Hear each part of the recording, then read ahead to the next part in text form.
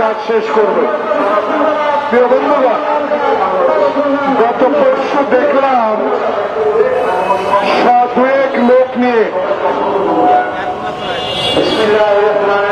NCP নির্বাচন কমিশনের পদত্যাগ এবং স্থানীয় সরকার নির্বাচনের দাবিতে বিক্ষোভ সমাবেশ করেছে।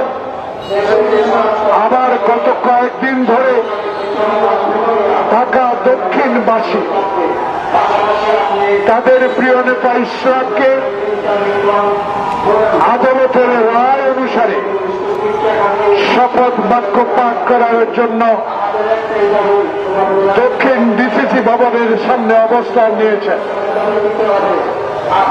তার কদিন আগ থেকে সবচেয়ে পবিত্র স্থান যে বিশ্ববিদ্যালয় থেকে এই সকলে নেতা আমরা লেখাপড়া শিখে আজকে জনসভা করার জন্য আপনাদের সামনে উপস্থিত হয়েছে, সেই বিশ্ববিদ্যালয়ে ছাত্র সাম্য নৃশংসভাবে খুন হয়েছে। ছাত্রদল প্রতিবাদ করে যাচ্ছেন। প্রতিনিয়ত এই প্রেস ক্লাবের সামনে হাসিনা ফ্যাসিস্টের বিরুদ্ধে অনেক ছোটখাটো রাজনৈতিক দল বলেন, পেশাজীবী সংগঠন বলেন, সবাই ইউনূস সরকারের কাছে তাদের দাবিগুলো পেশ করছেন। কিন্তু সমসাময়িক রাজনীতিতে গতকালকে আমাকে বিস্মিত করেছে, আমাকে আপ্লুত করেছে। একজন স্বাধীনতা যোদ্ধা হিসাবে গতকালকে আমি সবচেয়ে বেশি মনোকষ্ট পেয়েছি। প্রিয় সাংবাদিক বন্ধুগণ, 1971 সালে খালি পায়ে যুদ্ধ করে দেশ স্বাধীন করেছি।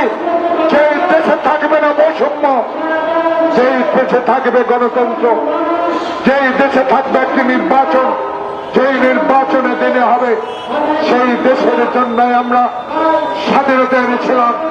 শহীদ প্রেসিডেন্ট জিয়াউর রহমানের স্বাধীনতা ঘোষণার মধ্যে দিয়ে 54 বছর পরেও বাংলাদেশে এমন কয়েকটি রাজনৈতিক দল ক্ষমতায় ছিল যারা বাংলাদেশের মানুষের অধিকারকে ধূলিসাৎ করে দিয়েছে। ক্ষমতায় টিকে থাকার জন্য গণতন্ত্রকে গলাকে হত্যা করেছে, আয়নাঘর তৈরি করেছে, নির্যাতন কারাগারে গিয়ে আমাদেরকে অত্যাচার করেছে। বাংলাদেশের ইতিহাসে সবচেয়ে বেশি জঘন্যতম কাজ করেছে শেখ হাসিনা। বাংলাদেশের ক্ষমতার দিকে থাকার জন্য বাংলাদেশের স্বাধীনতা যুদ্ধকে তার পারিবারিক সম্পদ বানিয়ে বাংলাদেশে ক্ষমতায় টিকে থাকার চেষ্টা করেছিলেন।